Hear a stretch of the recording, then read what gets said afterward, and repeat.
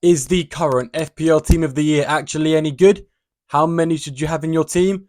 And how many big surprises are there? Let's take a look at it, because I have nothing better to do in this international break.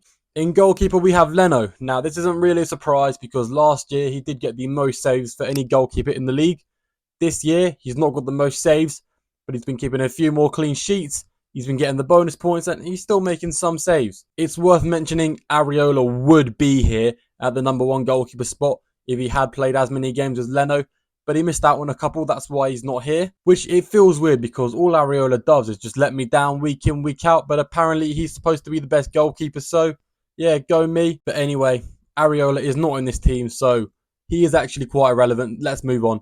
Leno is the lowest scoring goalkeeper in this dream team with 105 points. Now, onto the back three, we probably have the biggest surprise in the whole team, and it is Ben White up here in the dream team.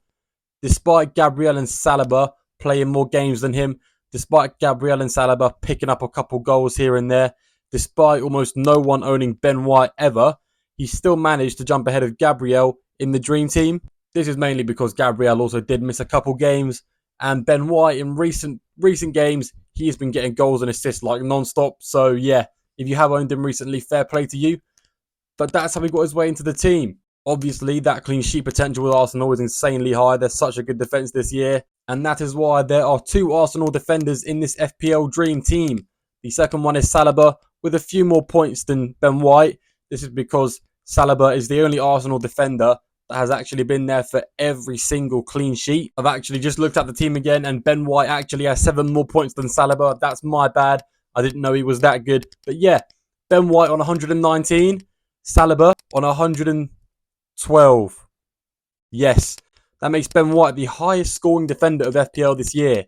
Now, I don't think any of us actually saw that one coming. Now, we finish off this defense of the dream team with the lowest scoring defender, and that's Trippier with 108. Now, Newcastle, their defence has not been good like at all this year. They've not kept many clean sheets, but Trippier, he gets them big assist hauls sometimes. I think he's even scored once. I may be wrong on that. Most notably, Kieran Trippier got 18 points in one game, which also happened to be the game week I transferred him in, so and I think in total he's got tied most assists along with Gross and Watkins with 10 assists. Technically, in FPL terms, Watkins has the most assists because winning a penalty in regular football doesn't count as an assist. In FPL, it does. But yeah, still a lot of assists for a defender. That's why he's up here. So, out of these 4 FPL defenders slash goalkeeper, how many should you be owning? To be honest, probably 0. I mean, Gabriel, who most people already have, can cover Saliba and Ben White for the Arsenal clean sheet potential. Sure, doubling up on the Arsenal defence is good, but you don't need to do it. Along with Trippier, he's injured right now, and recently his scores have been very, very low, so there's no point going for him. The Newcastle defence is bad at the moment. And with Leno, he's also a good option, but we already have Areola. And I mean, he's more than good enough because he should really be in the dream team anyway. So, yeah, 0 of these players are must-owns, but they're all pretty good assets. My problem with Ben White is that he has the odd game where he doesn't play. He gets rotated a lot. My problem with Saliba, even though I do own him, he's just a more expensive version of Gabriel. So yeah, there's my reasonings. Let's move on to the midfield 5 in this dream team. Now, 4 out of these 5 midfielders, you should probably most definitely own 4 of them. It's difficult if you're not on a wild card, but they're all insanely good options. Ones you should be looking to get into your team. And I'm not going to slowly play it out. We're going to look at all 4 of them right now and their 3 highest hauls of the year. It is Salah, even though he's missed 6 games. It is Son, who's missed 3 games, and my God, his 3 biggest hauls are very big. Followed by Foden and Saka, who are on a similar level to Son and Salah despite playing all games this year. Now, I don't need to explain why you need to own all these players. Towards the end of the season, they might have a few double game weeks. They're going to be flooding out their points with goals and assists, so definitely worth getting them all in if you can. Finishing off the midfield with a slightly lower score than everyone else is Jarrod Bowen. And this should come as no surprise considering at the beginning of the year, he was returning in almost every game, it seemed like. As of late, he's not been as good. He's been blanking a lot, let's be honest. But that's not because of him personally. It's because West Ham fallen off due to a couple key players getting injured. And I think he's had a few goal contributions disallowed over the past few game weeks, which is quite unlucky.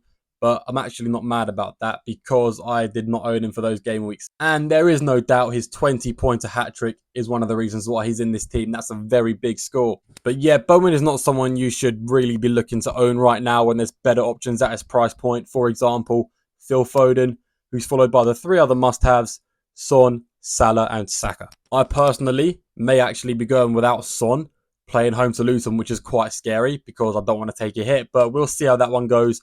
I'll worry about it closer to the deadline. But yeah, Saka on 178, Son and Salah tied on 168, just 10 points behind. Bowen is on 149, the lowest attacker in this dream team. And then Foden has 160 points. So that's a pretty high score in midfield. So on to the 2 forwards now. You can probably guess who they both are. We're going to start by talking about Haaland. Despite missing 6 games like Salah, he still managed to find his way in the dream team, which is what you would expect from a 14 mil forward. But at the same time, for the cost of 14 million, he's actually not been that great this year. I mean, there's some people that haven't owned Haaland all year, and I think they've been at an advantage because of that. Because first of all, they can spread that money elsewhere into having so many good mid-price players. And on top of that, they don't have to flush their whole team out, switch it all around when he gets injured and when he comes back from injury.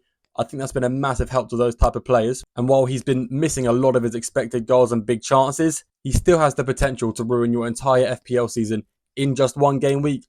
That is why I would still consider him a must-own player, despite his recent disappointments. That makes Haaland the 2nd lowest scoring attacker in this FPL Dream Team with 154. And we are finishing off this team with the highest scoring FPL asset of the 23-24 season, which is actually Ollie Watkins, which I don't think anyone expected. And it's no surprise considering he got 23 points in a single game week earlier on in the season, which is clearly a massive boost as to why he's up here. I think he's 9 points ahead of Saka, who is in 2nd place with 178, if my math is correct. Along with that 23-pointer, he's also got a lot of double-digit hauls, a lot of braces, which is why he's up there. And just to think, this guy is one of the few people up here who's not even on penalties.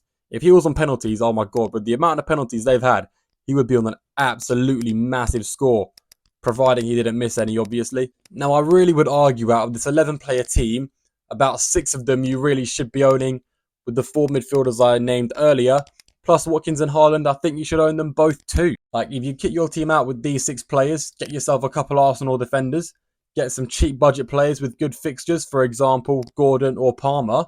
If you can manage that, do it with maybe a hit, do it on a wild card, then your team looks pretty set up to plan for the future double game weeks and the rest of the year. So overall, yes, this dream team is actually pretty damn good. And guys, if you made it all this way to the end of the video, thank you for watching it all. Let me know if you disagree with anything. Let me know if you agree with anything in the comments. I'm open to debate. I'm open to discussion. Yeah. Drop a smiley face emoji if you made it to this point in the video. And I'll see you in the next one.